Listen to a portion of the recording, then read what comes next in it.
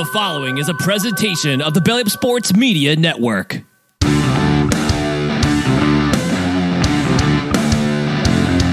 1420 Sports Bar Podcast, 4 beer with sports talk and a whole lot more. Join host Brent Radlinsky as he bellies up to the bar and gets the conversations going that'll make you think you're sitting in your local watering room.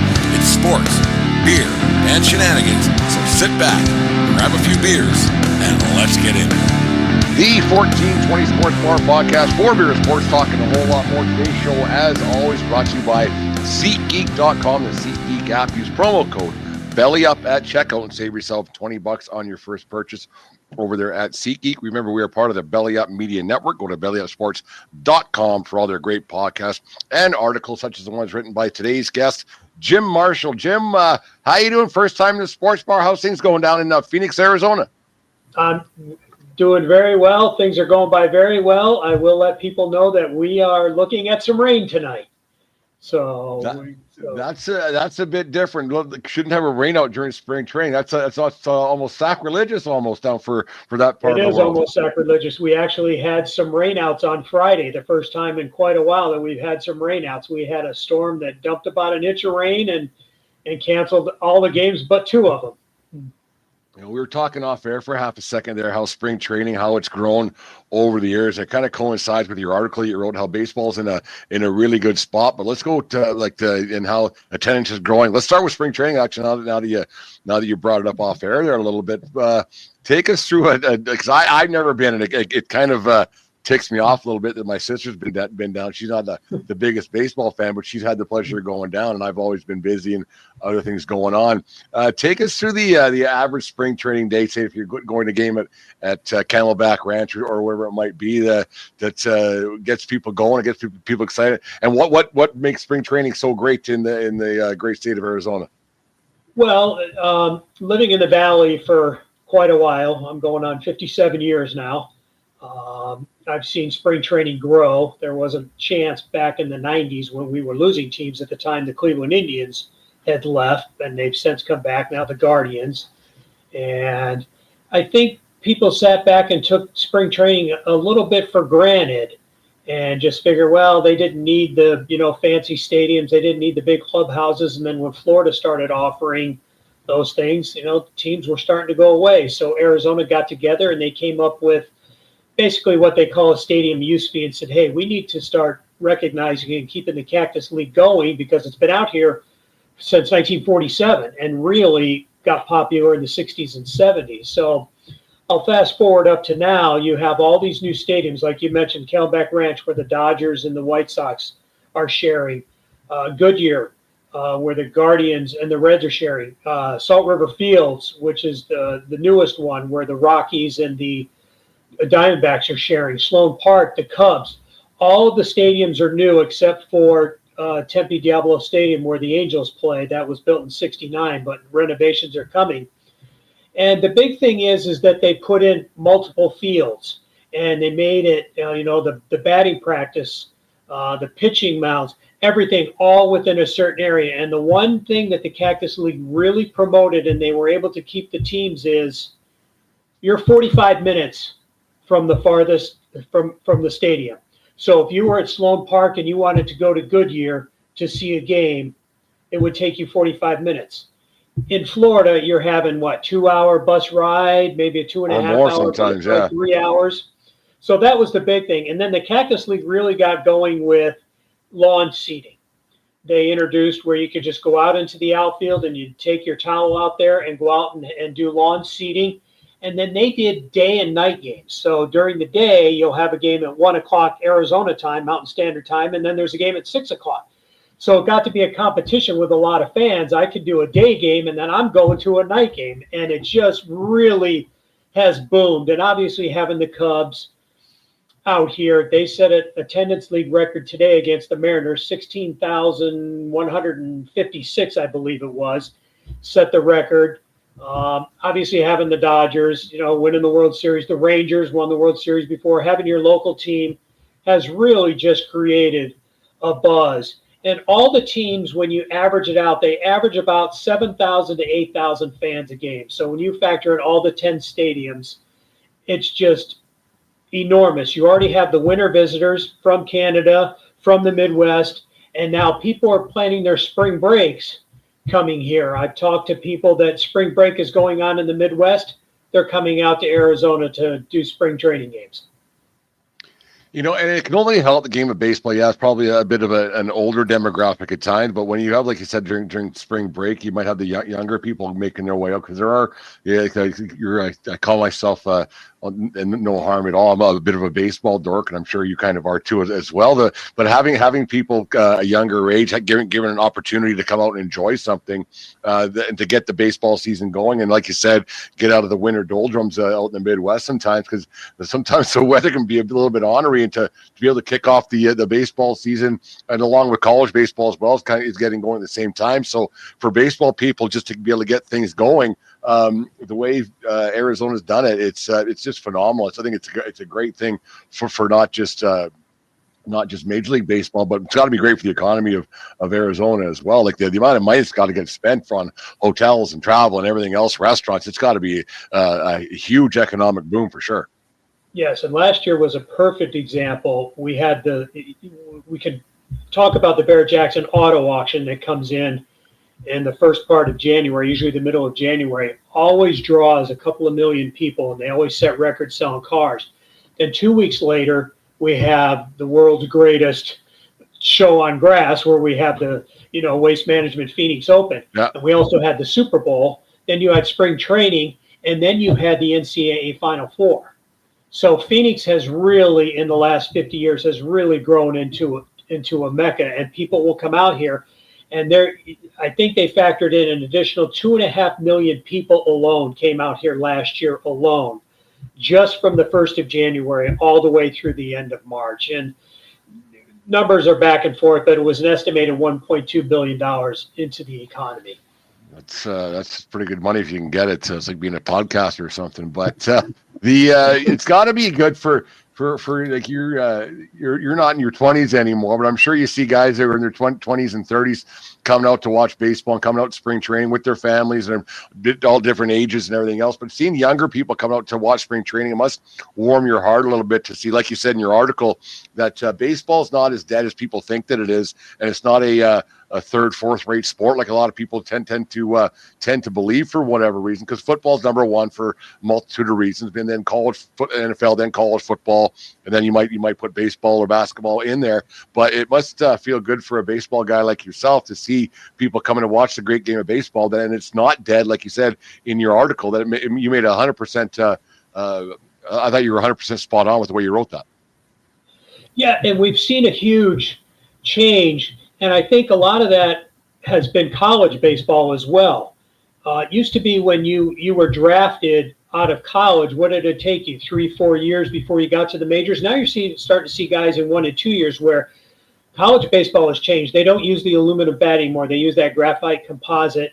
And I can bring up, Arizona State. That's how I grew to start loving the game of baseball. Was Arizona State had won 5 College World Series.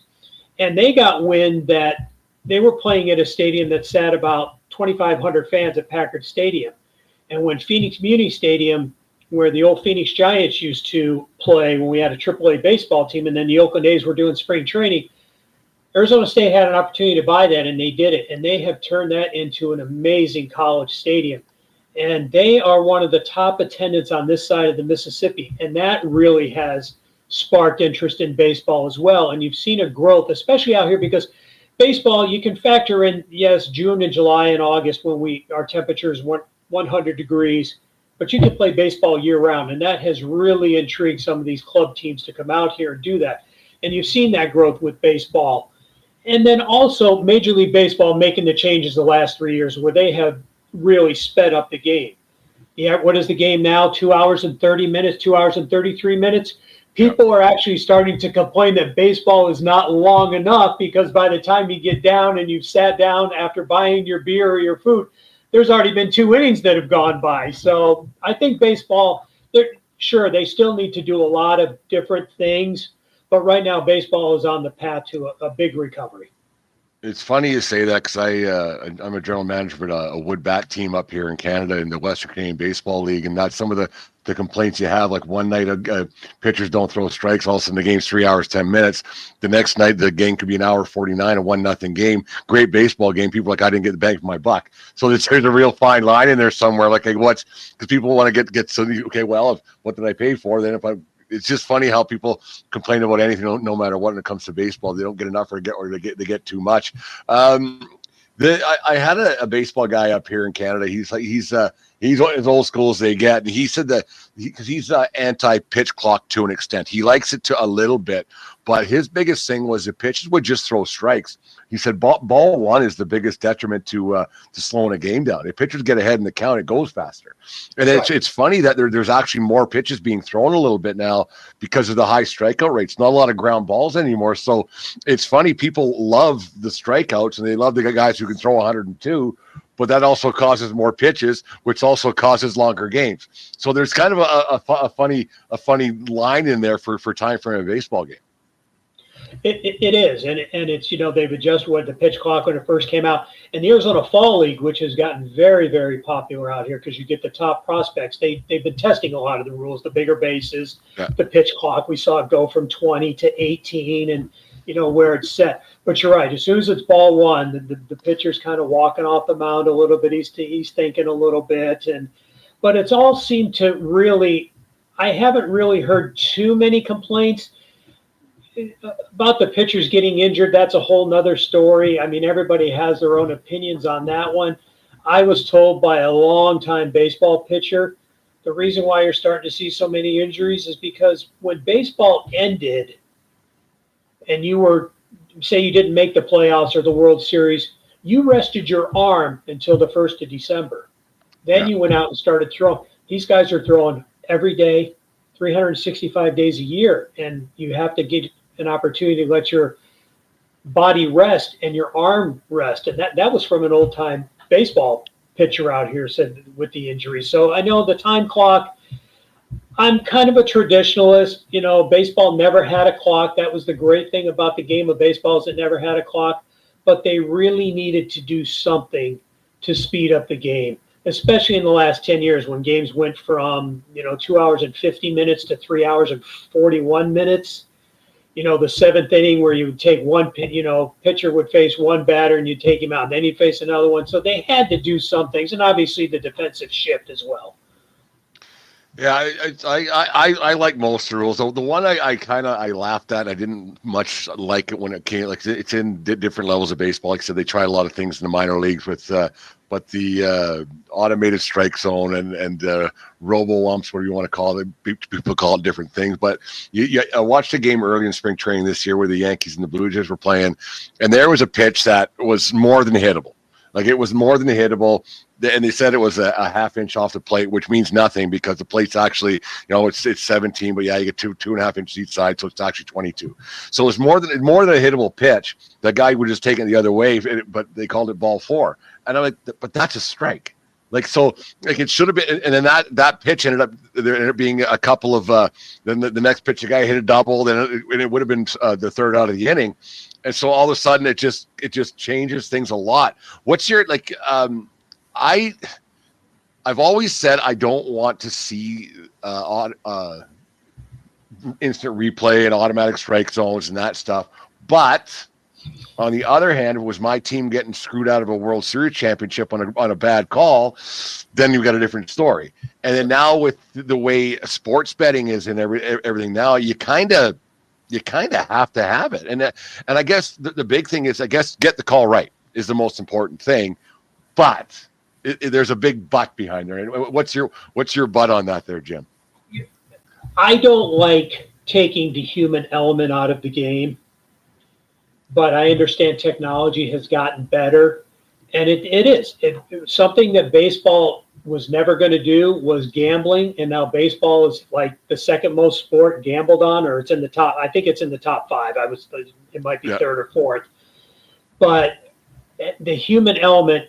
you could go back to what's the famous Don Deckinger call in the World Series, and Andres Galarraga in the perfect game. Did I get his name right? Yeah.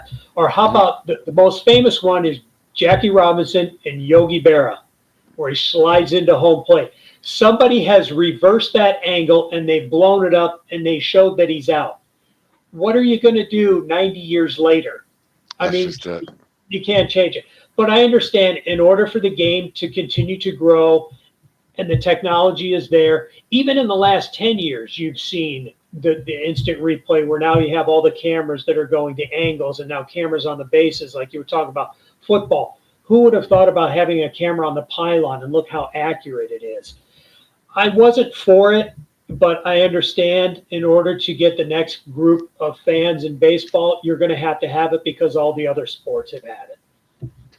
It's it is like getting it right is the most important thing. It's not like the umpires aren't trying. It's and that's the thing. Like, I mean, I've always said if I ever got done, like, because I umpire a little bit too, so I've always said when I knew it was going to be my last game of umpire, and I did a shortstop made an error, I was going to run out to the shortstop and let him know how I felt about how he played, how they can do that to the umpires, but that probably wouldn't go over very well. Yeah, I saw in your belly up in your bio there that Harmon Killebrew was your favorite growing up.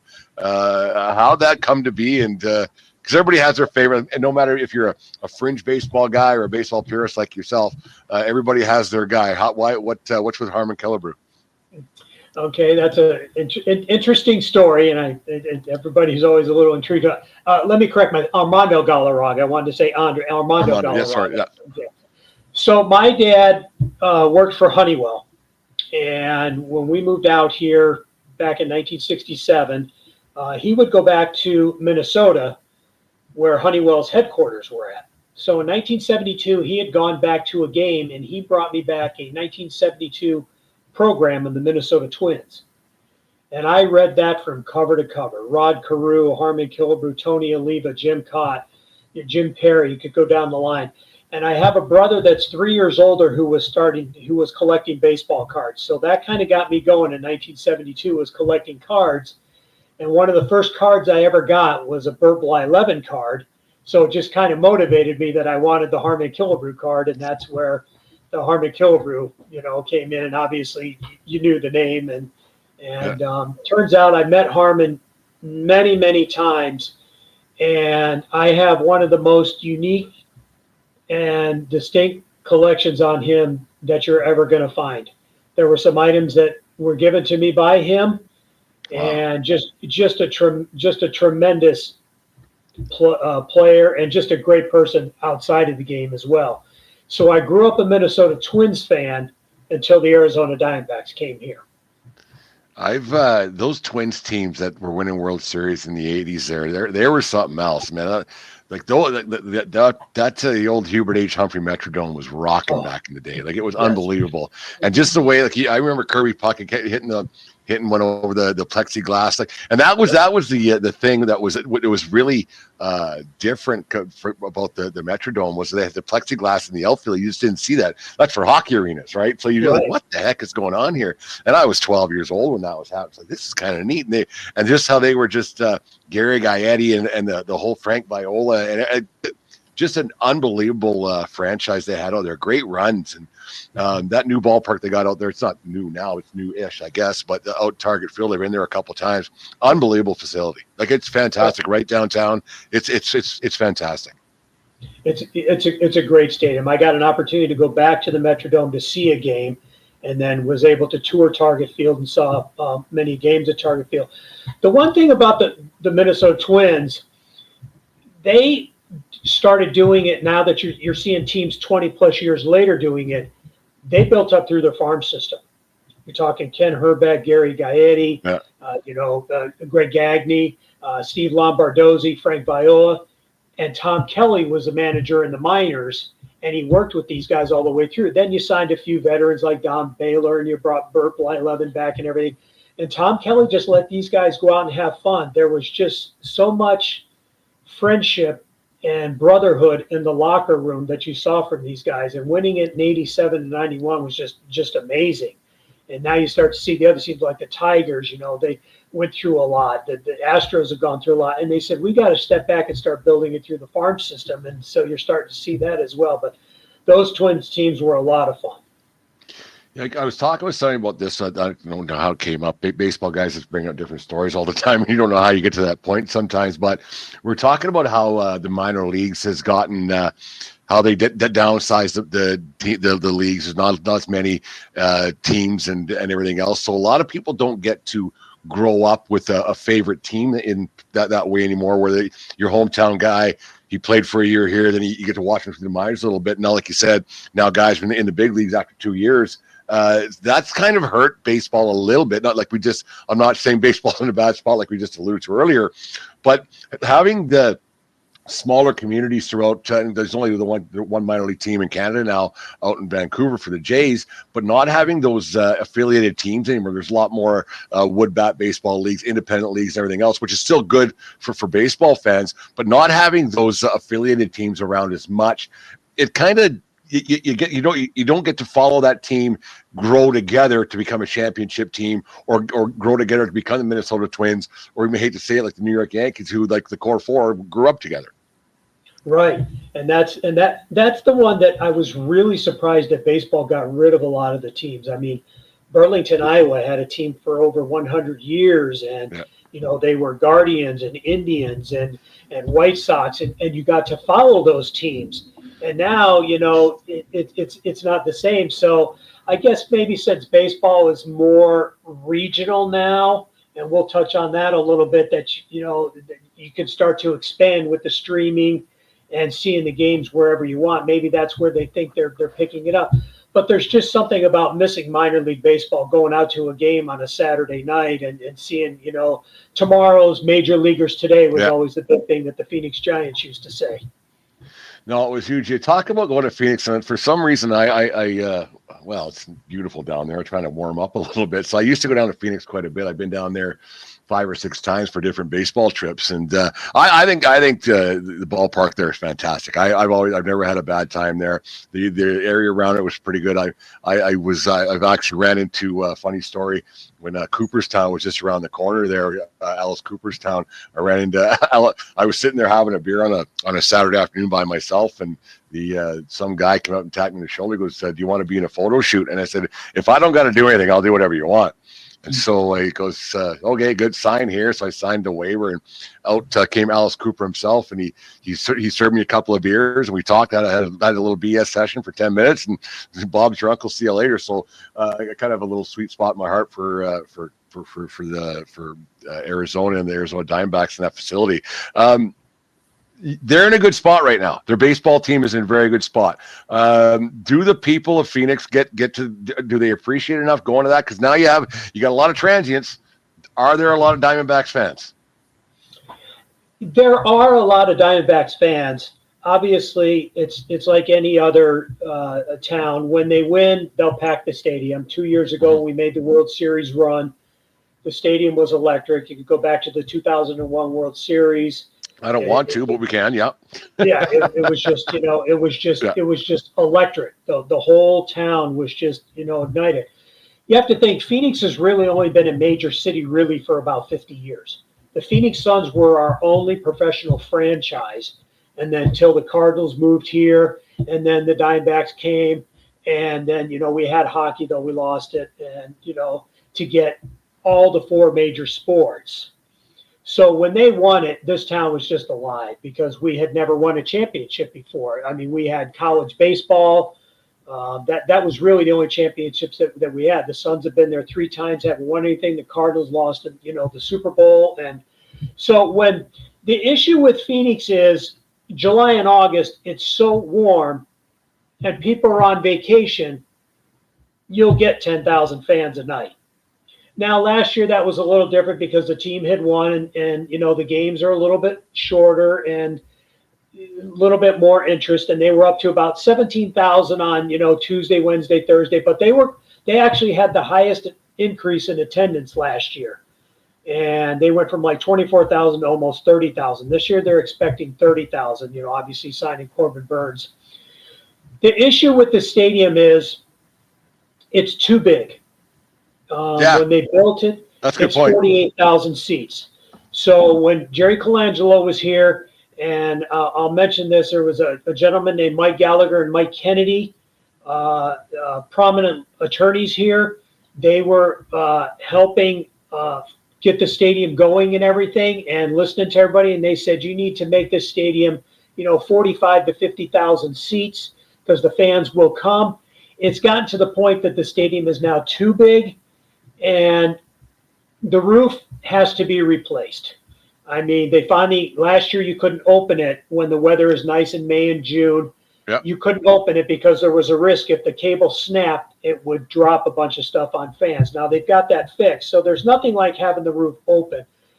The plan is they're going to end up redoing the roof, and they're going to take out about 10,000 seats, and they're going to create a picnic area similar to what San Diego is. They're going to have a giant screen TV, and then the kids can go out there and they can play, and then you can come to the game.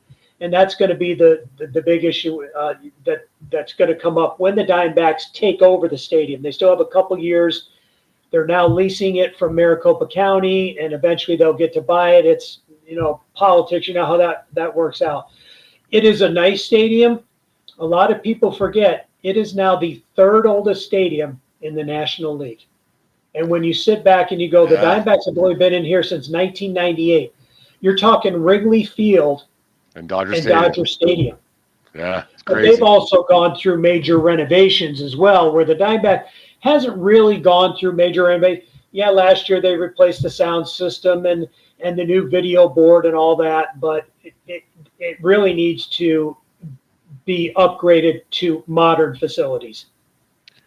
You talk about that 2001 World Series the Diamondbacks pulled off over the Yankees in 7 games. Probably, I'm a Yankees guy. It's probably the greatest World Series I ever seen in my life. Just the level of play, the emotion behind it after 9/11 and everything else. It was phenomenal. Like it was drama right on through the whole thing, and right to the end. Luis Gonzalez got the hit, and the rest is history. It was emotion packed, and other than, I've said this to a lot of people before, other than people who are from Phoenix or who are Arizona Diamondbacks fans, everybody was actually rooting for the Yankees to win that one because of what happened in New York a month earlier. Take us back there, because it was man, that was like I still, you watch old videos and you watch things and you read stuff, and it's still. I don't want to say it brings a tear to your eye, but it's a bit of it tugs at your heartstrings a little bit. That World Series does. It does. And I was at an Arizona Cardinals football game, and then they had the night game. So all of us raced home to watch it, and I was with some of my friends and everything, and we're watching it at his house. And the one thing that I will always bring up is, and my mother grew up a Yankees fan. We were from New York. And so my brother was a Mets fan and my mom a Yankees fan in the 50s. So you tell me any New York Yankee, from Bobby Shantz and Allie Reynolds all the way up, obviously, to the superstars. Why did they bring Mariano Rivera in the 8th inning when he never had been in the 8th inning before? Never. And was it just a gamble? I mean, if it worked, they would have won. It didn't work, and the Diamondbacks won. This whole state, from the Navajo Nation all the way down to the southern border past Tucson and in Douglas, was nonstop turquoise, because that was the Diamondbacks color. It was purple and teal and turquoise. And this state was electrified from September, October, and November, when they knew they were going to the World Series. The Diamondbacks, it's quite a funny story, actually. They got their first minor league team in the Pioneer League before they got anywhere else. It was rookie ball, was here in Lethbridge, Alberta, where I am now, back in 1996, before they got anywhere else going. And they skipped town in the middle of the night because they got a better deal done in Montana in Missoula. So it's kind of a funny little story with the Diamondbacks. But yeah, no, that World Series, that whole thing was fantastic, and it's always great to go to those games. And like whenever I go there, if they're playing, Diamondbacks playing whoever, I always wear my Yankee cap. They still, we beat you guys. Yeah, I know. It's really quite funny.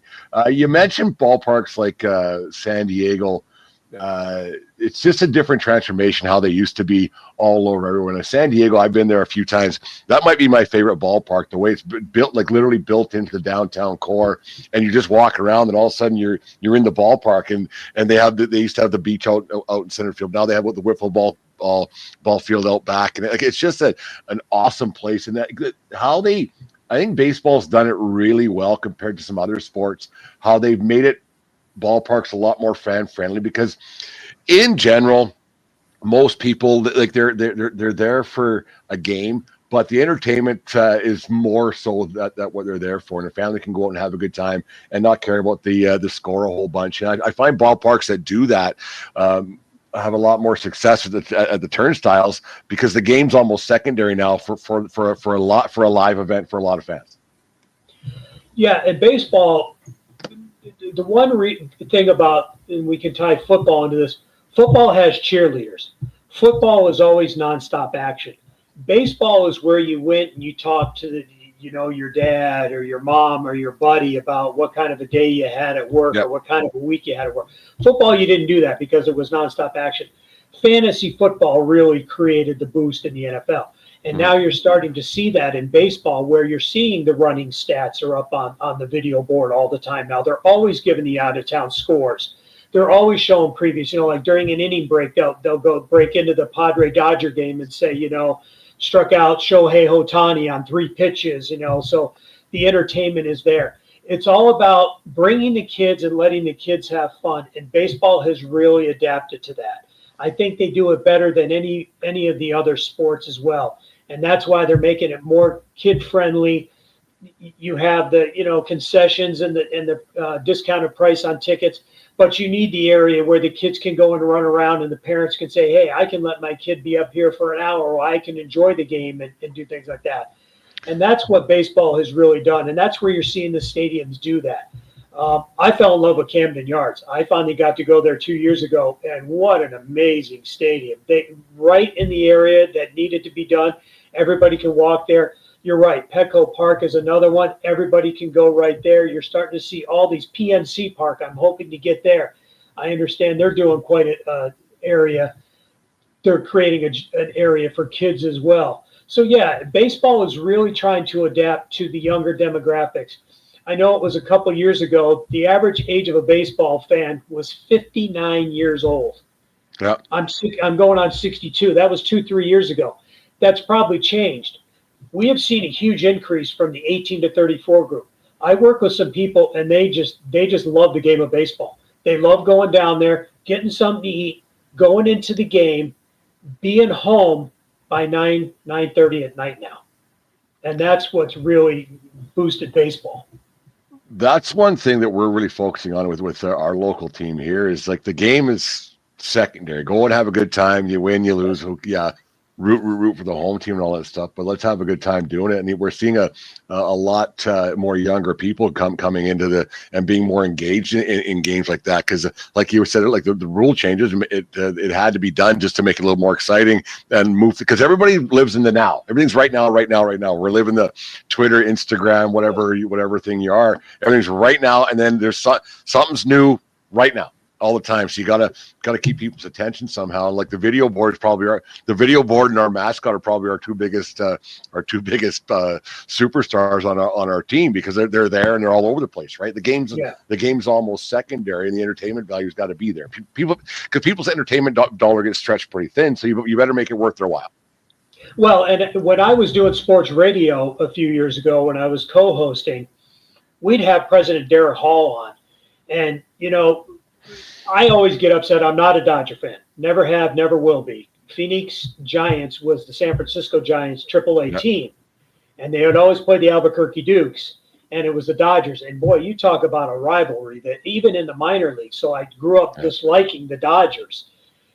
And Derek Hall, same thing when the Cub fans come, Yankee fans, Mets fans. They're spending money. We're here to entertain them, and that's exactly what it's about. You take it for granted a little bit, but you want to entertain them because you want people to come back. You want them to enjoy the experience and everything. And that's what baseball has done a really good job. There was a time there when baseball wouldn't make their stars, be readily available. I mean, in spring training, it is incredible to come down here, and they tell you, spend time talking to the kids. I know they do it in the Grapefruit League, but the Cactus League started one day just playing catch with the kid out in left field, throwing the ball back and forth, and that's how the players, and now you're right up and you can take a picture with them, when the game is starting and everything. And baseball's really done a good job at marketing that, and they really need to continue that. Is it going to be popular as football? No, it never will be. But you can move it up the ranks, where I know people now that would rather watch baseball than watch basketball, and that's big because basketball really boomed in the 90s and the 2000s. Yeah, basketball is like I've never been the hugest fan, but I used to watch it enough because I guess you're supposed to as a sports fan. But now it's all, I don't want to say it's unwatchable because every sport has their moments. But there's times where you go, "Oh, this isn't entertaining," like at all. Like it's just too much. Yeah, this is a baseball show, and we'll talk about basketball another time here. But no, it's I think the game's in a really good spot. A lot going on. You hear a lot of negativity. We can't be rainbows, unicorns this entire show here, Jim. We've got to talk a little bit of negativity, which I don't think it is. But you have a lot of people who say that there's a lot of teams that don't have a chance to win the World Series, and that's in every sport. There's teams no matter what. I'm watching Oakland and San Francisco, not Oakland, the Athletics, sorry. The Athletics and the Giants playing right now on one of the TVs down here, and they don't have a hope of winning. They if getting to 500 might be their World Series. Does baseball have a problem where it's really a have and have not situation? Or do teams just got to go and sign a guy here and there, and you can be competitive? Because Cleveland's not exactly a big market either. What's your take on big market, small market, or teams just got to, if they got a little chance, they got to go for it, maybe spend a couple of bucks? Like, I'm not saying go 300 million, but I'm saying if you're at 70, 80 million, you can go get a pitcher. You never know what can happen. Well, and the Diamondbacks are a perfect example. They went out and signed Corbin Burns. I mean, that was a shock. I went to bed 11:30 at night, and I get up the next morning, and they signed him at 1 o'clock in the morning. And breaking news: there is a salary issue in baseball where you can have the teams that have the bigger markets, like baseball. They were so happy last year that it was a Yankee-Dodger World Series because the ratings just went through the roof. Well, that put more money in, for the Yankees and the Dodgers. I do believe they need what you would call a salary cap. I don't know if they're ever going to get one. That's going to be the next. I don't think. No, that's going to be the next labor talk. I don't want to make it too. I'm not for the players. I'm not for the owners. I'm for the fans. If the owners insist that they're losing money, open your books. They don't want to open their books. If the players are saying that baseball is growing by leaps and bounds, show it. Show it at the stadium. Show it at the field. Show it when you play. So that's also a thing to factor in. Does somebody like Minnesota or Arizona, now even the White Sox, the Athletics, they don't have the payroll, the Marlins, Toronto. Though Toronto lately has been spending, I guess you could say Tampa Bay. There has to be a competitive balance. And I just don't know if they're ever going to get to that situation. So I'm using Arizona as an example. They went out and they signed Corbin Burns. If they don't get to the playoffs, are they losing money? I don't know. But you risk losing Zach Gallen. Because are they going to be able to pay Zach Gallen what they're paying Corbin Burns? He may not say, I don't have the money. And then, Ken Kendrick may say, I don't have it. And he's going to move on. I think there are some teams that don't have the money that the Dodgers, Red Sox, Yankees, Mets have. But then there's also the Los Angeles Angels of Anaheim. Artie Moreno has got a lot of money, but he's not putting it in the team. So I spends it in odd places. Yeah, that's true too. Yeah. So, could he have signed Ohtani? Probably. But it comes down to two things. They need a salary cap, and I don't think the players are ever going to vote for it. I know Tony Clark was out here visiting last week, and he's, doesn't want to say lockout and strike, but it is looming after the 2026 season. Open your books then. If the owners want to open their books and show that they're losing money, that's what's going to make it change. The thing about these owners is you don't, well, some guys become millionaires even though they're not very smart. Some guys become billionaires when they're not very smart. But in general, businessmen who have billions of dollars in the bank or billions of dollars at their disposal, I guess a better way of putting it, they're not dumb people. And so you don't sign an employee more than you can afford. And that's always been kind of my thing. Like you don't if you owned a coffee shop, you're not paying the barista $38 an hour, right? So I just always have a bit of a problem with owners saying they're crying wolf when they have employees who are making $25 million. I just always have and everybody, you always hear the argument, well, no one's worth that. Well, he must be because someone's paying him. So there's a thing there. I always hate talking about money when it comes to sports because it's such a big business. But I agree with you. I just hope that the fans don't suffer because baseball's moving in the right direction. And if there was a labor stoppage, is there another Sammy Sosa, Mark McGwire coming around the corner to save baseball a second time around? Probably not. Like if it went away for a year, that momentum would go away because there's something new right around the corner. Would college baseball bring up the tail end? Not enough people watch it. So baseball can't afford a labor stoppage again like they had back in the 90s. They just can't. Like back was in 94, I guess it was, right? So right. They can't afford to do that again. They just there's no way they can afford to do that. Well, when they had the lockout or whatever just a couple years ago, that really offset some people because you're coming out of a pandemic. And sports was there to help everybody around and get through it. And they couldn't even sit at a table and talk. But that's another topic and another time. Yeah. All sports is going to go through it. Hockey had a labor problem. NFL NBA's got a labor problem. So, yeah, it comes down to, in the end, the fans are the ones that are going to be hurt because they were joking with a colleague at work. The cheapest beer at Dodger Stadium is now $19. It's insane. The most expensive beer is $59. Concessions and the price of tickets is just, but people are still showing up. Baseball, I think they're 7% increase, highest attendance that they've had. So people are still going. I just don't know if they're really spending on concessions, where some owners get all the concessions, some don't. That's another thing. So you have to make it fair. Why is, owner A gets all the concessions and all the parking and owner B only gets what's ticket sales? So that's the competitive balance that I have a problem with. But I'm like you. The players should go out and get any money that they can. If an owner is willing to throw out that kind of money, then do it. But I'm also in favor of the owner, and I bring up Jordan Montgomery. Ken Kendrick came out and admitted last year that it was a mistake to sign him and said, he rushed into it and, he wouldn't do it again.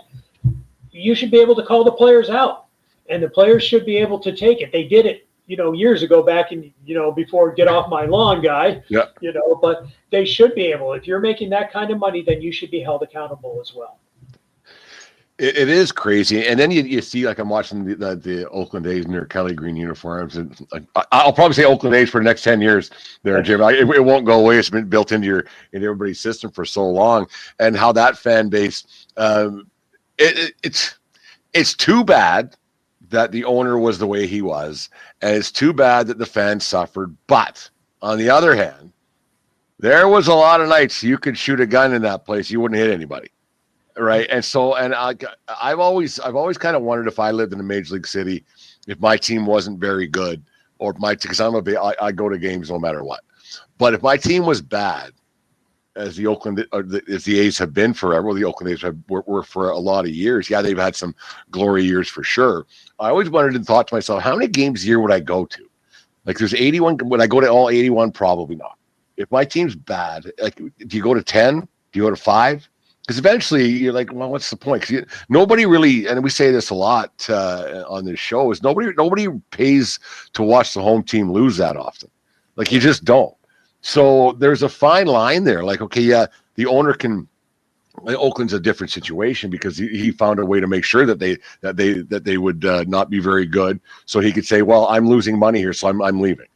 But there's a lot of teams you're like, "Geez, how many games would you go to a year if your team's that bad?"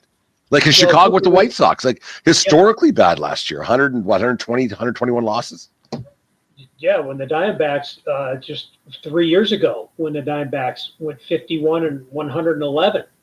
I went to, I think, 18 games. Yeah. And now that's not counting now. I'm fortunate I get press pat. I'm able to cover them in the press box. So I was able, but just to go as a fan. And that, you're right. The Oakland situation is really unique because that stadium was just run down. Yeah. And it's gotten to the point, if you remember, back in the 80s and even into the early 90s, everybody threatened to leave. That's how the Arizona Cardinals came out here from St. Louis.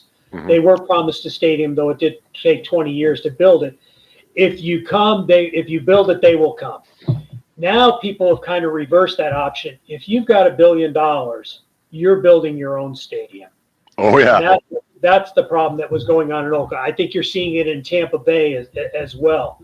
You know, they're trying to force the owner out. And so you've seen a huge change in that. And people are just saying, look, they're not getting my money. If he's got this kind of money, he should be able to put up the stadium and pay for it and then let me go and do it. So you're right. It's a unique situation. The Oakland, I will never understand because now they're spending money because he knows in 3 years that he's going to be in Las Vegas. Well, he's going to have to pay the guys anyway. That's still not exactly 100% yet, but yeah, it's getting there. The Diamondbacks were just there over the weekend, and they were talking about it. You know, here's where the stadium is going to be, and it's going to take 3 years to build it. It's interesting because they're only going to play in Sacramento for a year. Where are they going to go after that?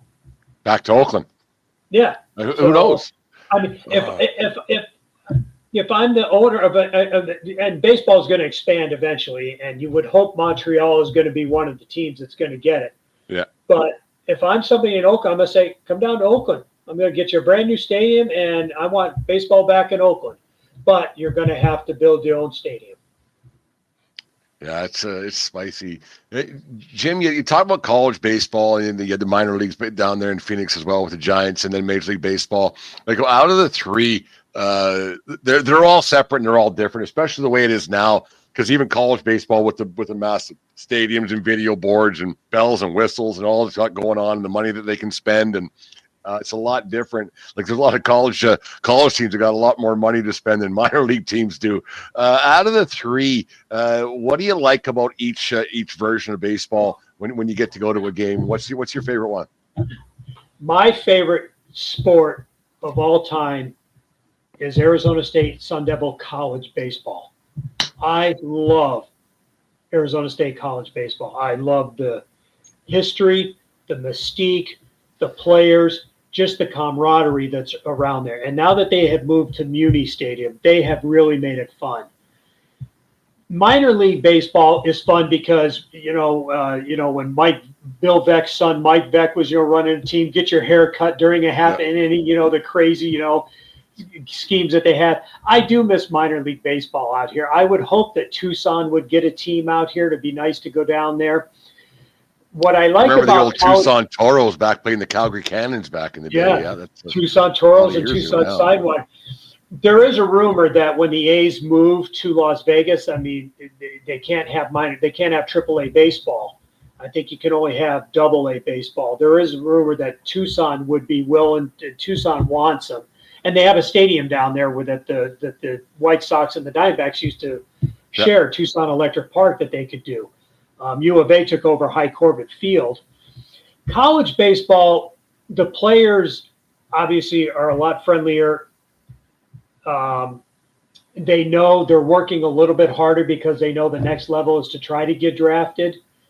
Minor league baseball, it's fun to see somebody aged 31, 32 trying to hang on. Drew Maggi, who finally made it up to the Pittsburgh Pirates last year. He was at ASU, 33 years old, 11 years in the minor leagues.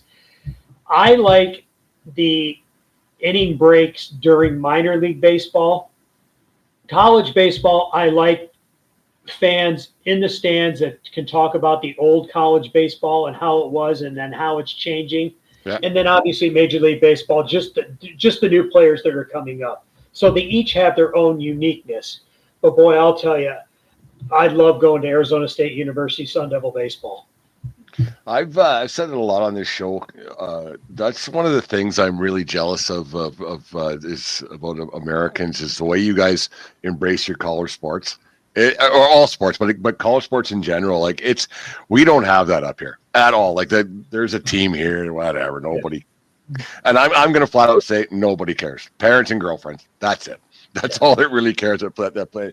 But the way your guys as alumni and the fans of cities and everything just get behind college sports at all levels. And then you watch a college baseball game on TV. You're like, what the heck is going on here? Because you just wouldn't get like we have a junior college program up here, and like I said, parents and girlfriends go to the games, and it still gets a bit chilly at times. But yeah, it's crazy how Americans get behind their college sports. That's like I'm really envious of that for sure. It's fantastic. ASU and U of A are playing tonight down in Tucson. Yeah, and they will put 10,000 fans in that stadium. Oh, I'm going to tune into that one. It will be half and half, and the rivalry that goes on. And Arizona's a little unique because Arizona's got some fantastic JUCO out here, junior college. Yeah. Obviously, Central Arizona College and Yavapai College, where Merrill Kelly went, Kurt Schilling went, Phoenix College. They've won College World Series before. So, like you said, baseball year-round. College baseball is what put the state of Arizona on the map.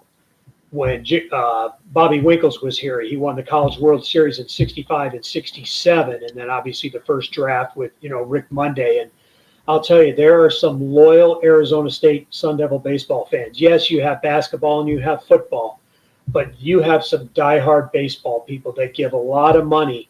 And this new NIL has really generated a lot of money for ASU baseball, and you've seen a big change. And they are going after the SEC to really compete.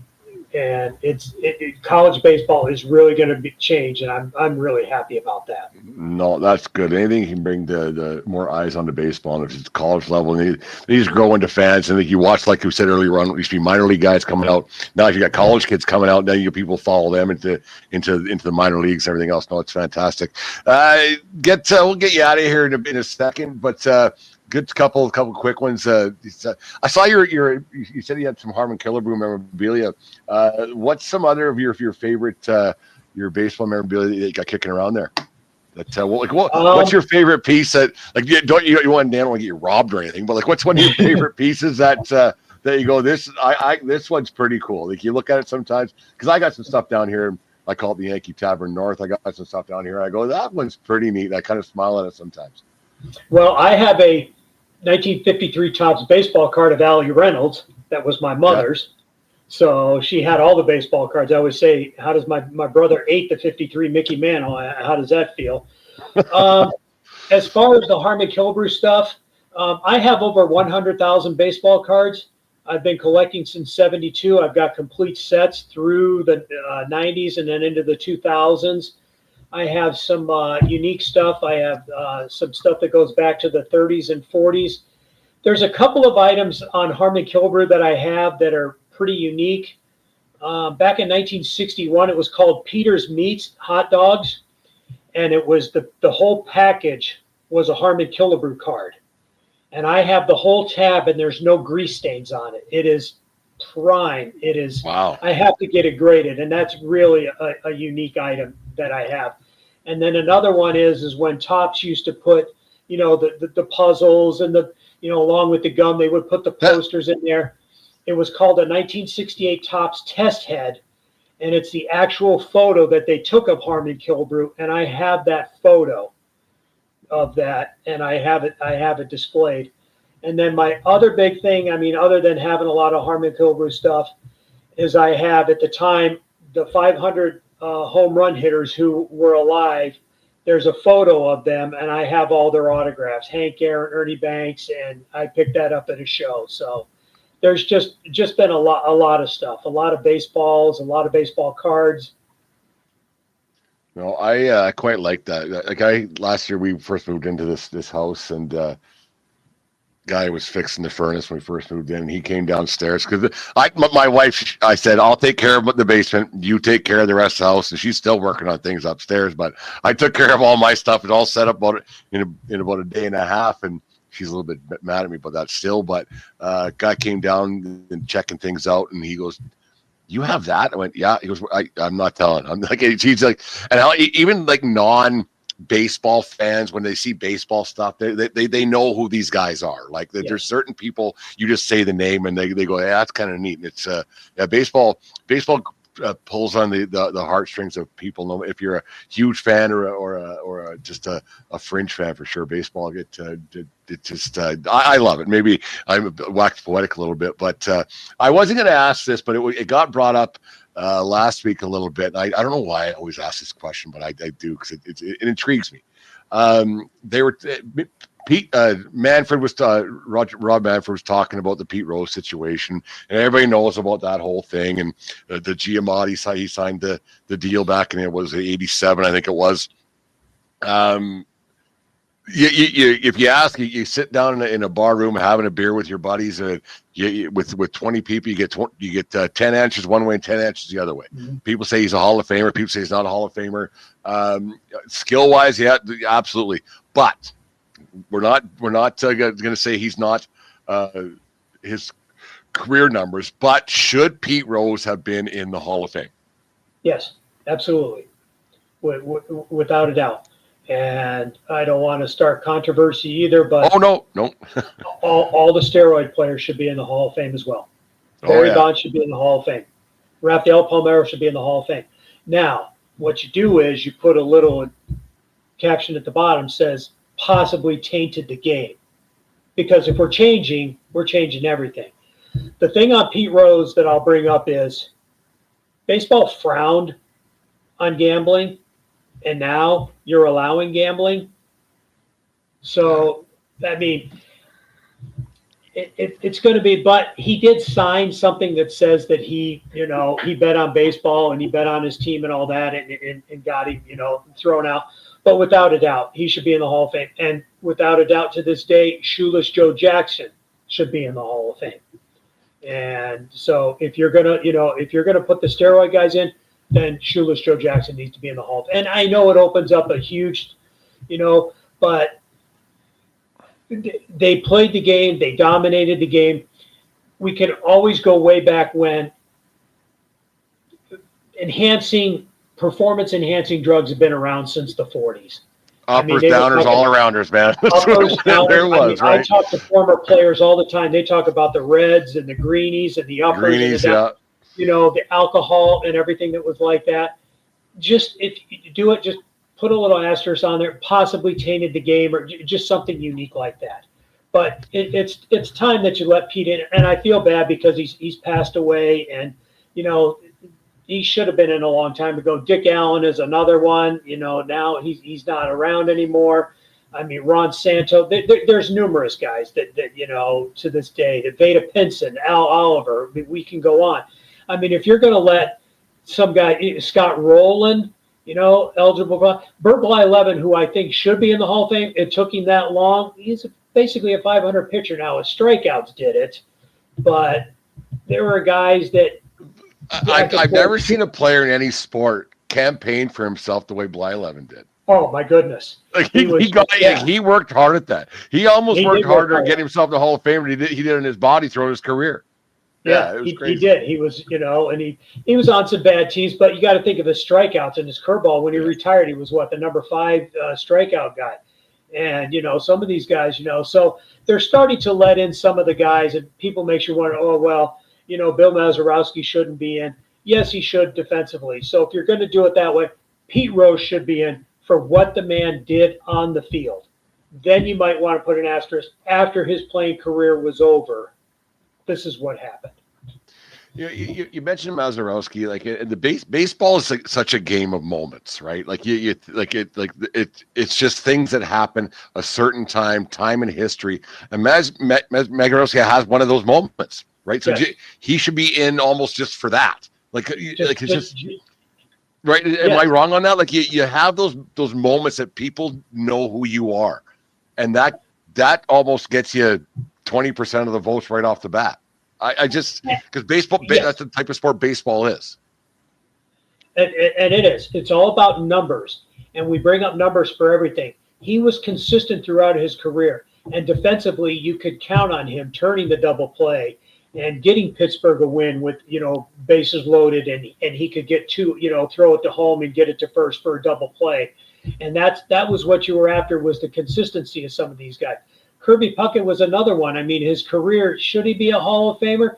Are you adding on 5 years, but what the numbers that he did? So now you're starting to bring in players and, we're not going to see a 300-game winner anymore. Possibly may not see a 500 home run hitter anymore. So now you've kind of adjusted it a little bit, where, somebody like a Todd Helton, it could be in the Hall of Fame. Ted Simmons defensively, So now you've got to look at aspects. And I think Bill Mazeroski set that up when he finally got in.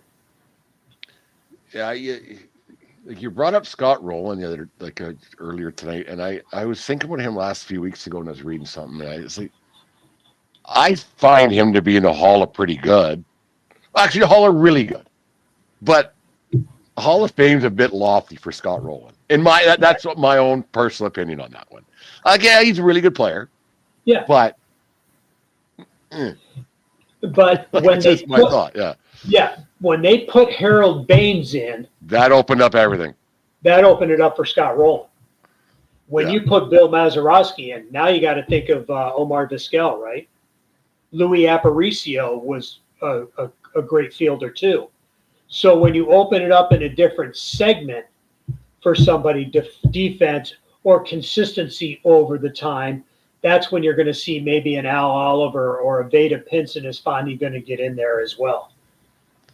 Al Oliver, if he does get in, should be wearing the Expos uniform, in my opinion. That's my opinion. Most likely it'll probably be a Pirates, but but the Expos, yeah. And it's really sad what happened in Montreal. They deserve a team. Montreal is passionate about the game of baseball. Yeah. I don't know. When we were in last year. We were in Toronto when we did the cruise up to Nova Scotia and stuff, and talking about Toronto and the stadium and everything like that. And then I asked the guy, he was the tour guy, because he took us to Old Toronto Stadium, and they held the Olympics, and now it's a park and everything.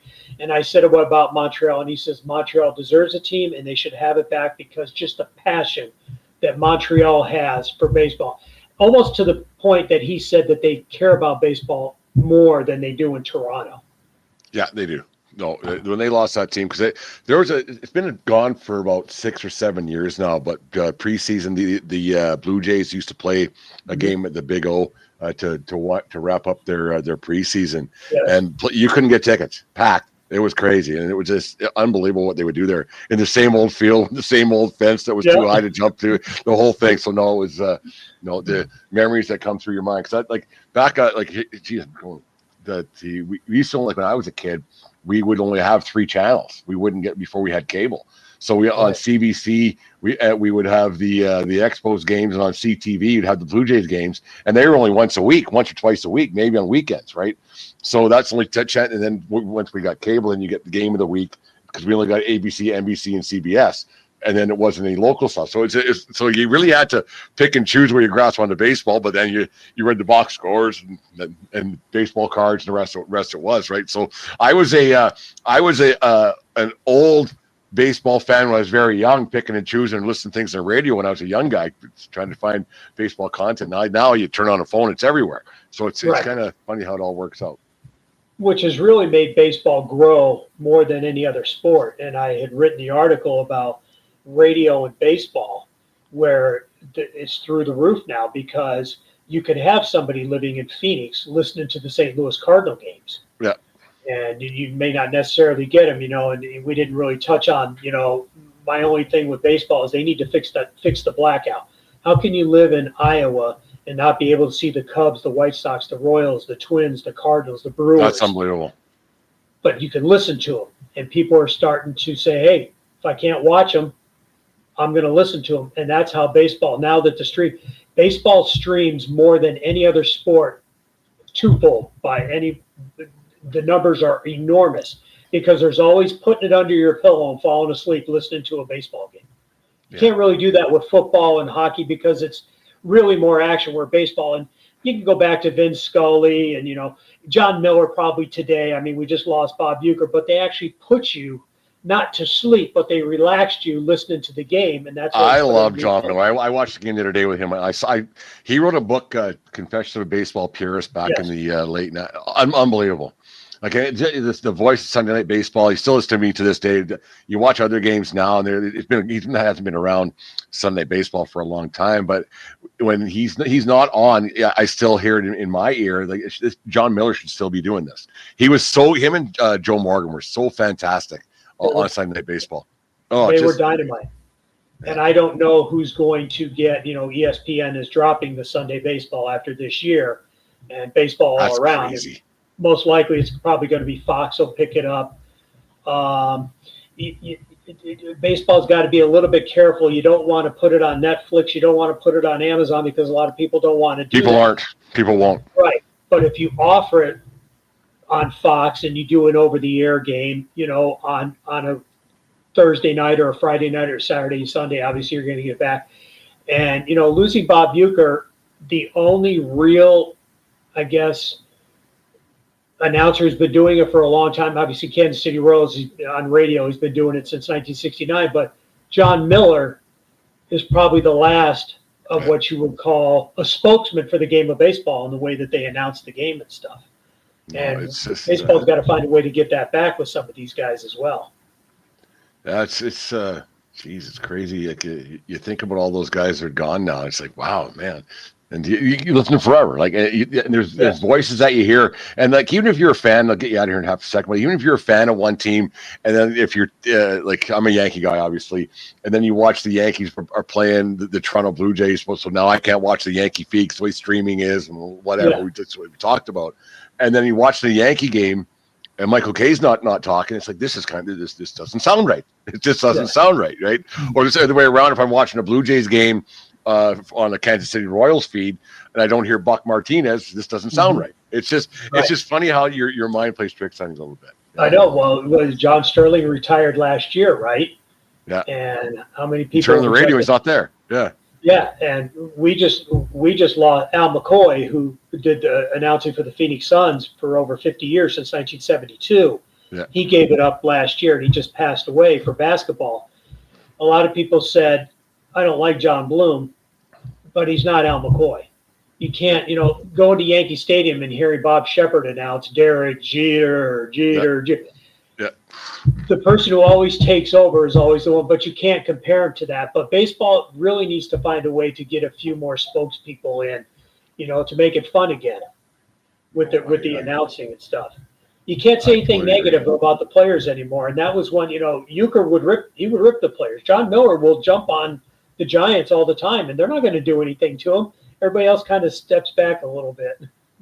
Yeah, no, it's no, Jim, this is a lot of fun, man. Like, I really enjoy talking baseball. I don't get to do it I work in baseball. I don't get to talk baseball, which is kind of weird, but no, this is a lot of fun.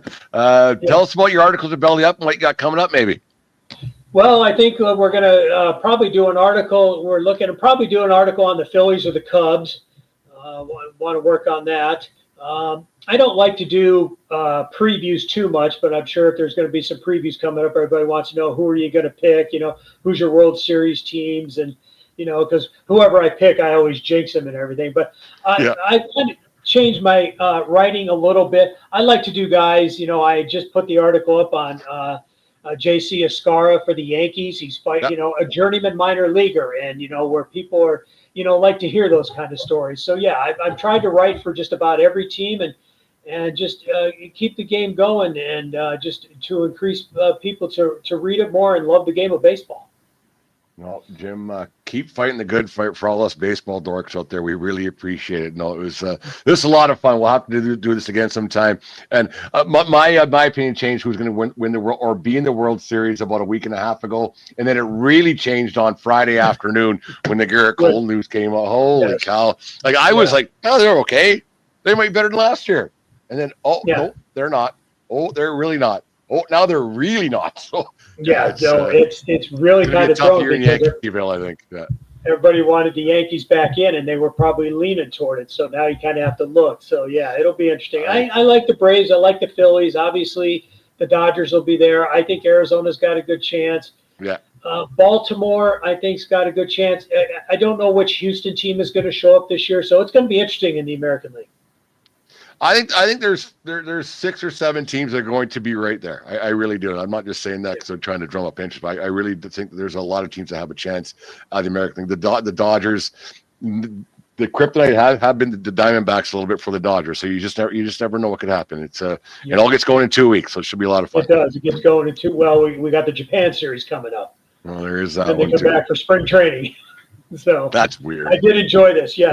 Why don't they just take a few days off? Just relax. It's over. Just relax. And then they got to come back and do spring training, and then weird.